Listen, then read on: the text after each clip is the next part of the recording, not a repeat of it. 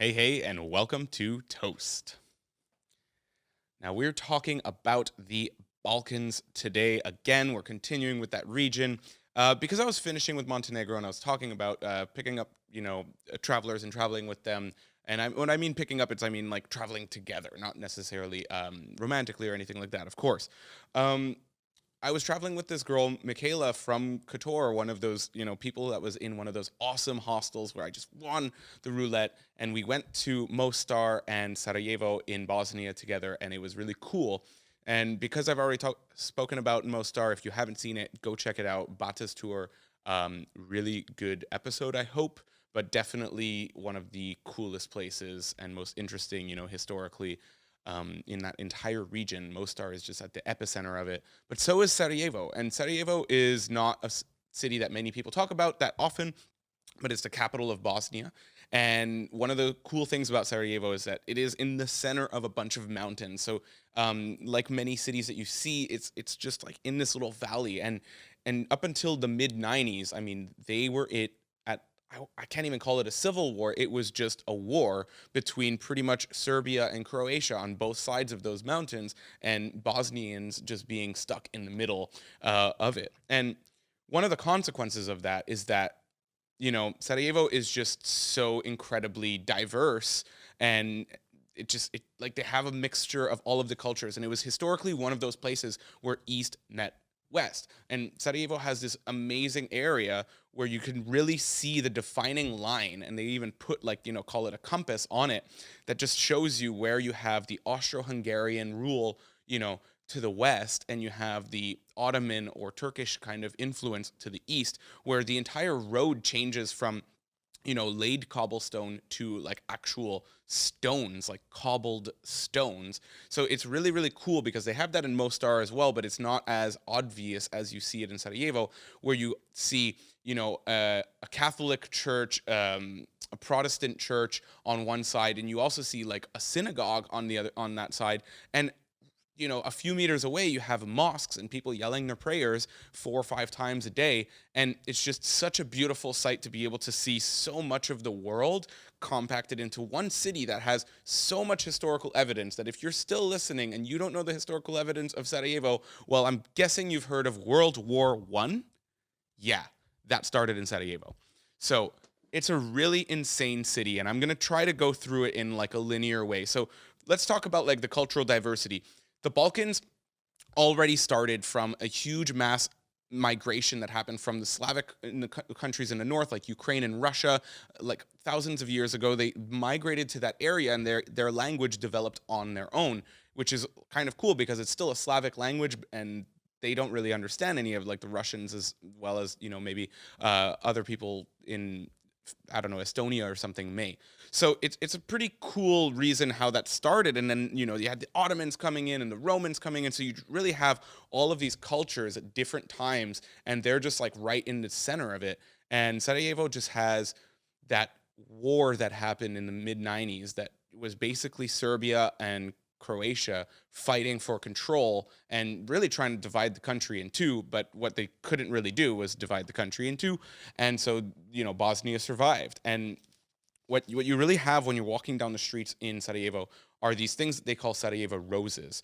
So any explosion or bombardment during, that war in the '90s, the Bosnian War, was like marked on the ground. Any of those explosions that killed more than 6 people. And so each of those roses, they've left them inside the ground, and they've plated the ground instead of putting the cobblestone. They plated the ground, and they put the engraving, almost like the mark of the explosion. They left it there, and they gave them names, like waiting for bread, which is when, let's say a missile or something hit that area where people were waiting for bread, and it killed minimum 6 people. I think that one was 13 people. So people were just getting their morning rations at the time, because obviously the only way that they got food was whatever was coming in from the outside and not getting intercepted or bombarded by either the Serbs or the Croats.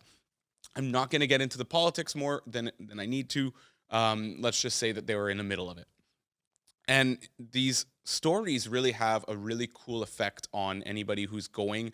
And I'm going to bring it back to kind of like where I went in Zagreb in Croatia, which is looking for museums that are very different and non-conventional, so not necessarily artistic in the same sense of looking at paintings or things on the wall, but more just like reading stories. So this one was called the Children of War Museum. So this is really written by people that would be my age, or hopefully, anybody who is a child at the time of the war. So in the early to mid 90s, anybody who was a kid was growing up, still being a kid, not really understanding what war is, but there was still war happening around them. They still knew that sirens were going off every day, and they had to take cover and shelter, and they don't really understand until maybe they lose a loved one, like their mother and their father.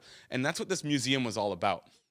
It is people who have relics, like in that Museum of Broken Relationships in Zagreb, relics of that wartime, right? So whether it was just a specific toy or some other thing that they had that really linked them to that moment, right? So like they saw that toy years later, maybe in 2015 or something, when they were opening the museum, and they just said like, oh yeah, I still have that toy, and this is the story behind this toy, or this is the story behind the bike, whatever it was. And it was really cool to just go through a museum and read people's firsthand accounts of being, I don't know, 5, 6, 7 years old, while their city is literally under siege for years. It was literally for years that their city was under siege.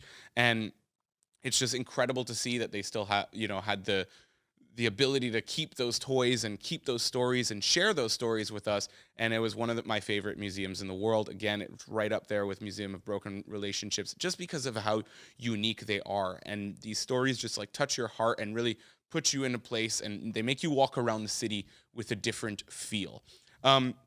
Sarajevo is not just a war-torn city. It's the start of World War One. So this, you get to see where the Archduke Franz Ferdinand was shot, because his driver didn't know that they had changed the route so that he wouldn't go on the original route where he was going to get shot. And then, alas, the driver took the same route and he got shot.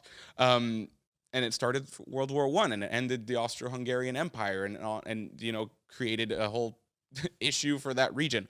But Sarajevo also has this awesome bobsled track, and if any of you guys have been, or if you're planning to go, you need to go. I mean, it's one of those things that, like, you're in Sarajevo, you're one bus ride, I think, away from this abandoned bobsled track, which is then this huge, converted to this massive street art gallery. So you're like walking inside a track that was used for like bobsledding in the Olympics. I forget what year it was. And now it's just this great street art area, and you could see the entire city of Sarajevo from that track. So it's really cool for you to walk up there and get a whole panorama of the area. And you could see, if you've done some of those like war tours, or if you've gotten a little bit of that history, then you could see where, the Serbs and the Croats may have had their artillery or their tanks or things set up, just waiting for people to come outside, and whether they're children who are playing, or whether they're, soldiers who are trying to defend their city. You could tell that that mountainous position surrounding the city was really good for that.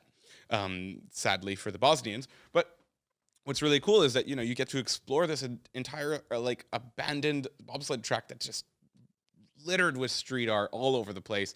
And I don't know, it was a special moment. You really get a connection to a city when you could just see different relics of their past, and especially like recent past. It's hard for maybe some of us to connect to World War II or something like that, because we don't really have any direct connection to it. But when I tell you mid-90s, and you guys are thinking that you're playing with your Legos and your Pogs and your Super Nintendo or whatever it might be, maybe your Crazy Bones, and these people were, hiding from bombs.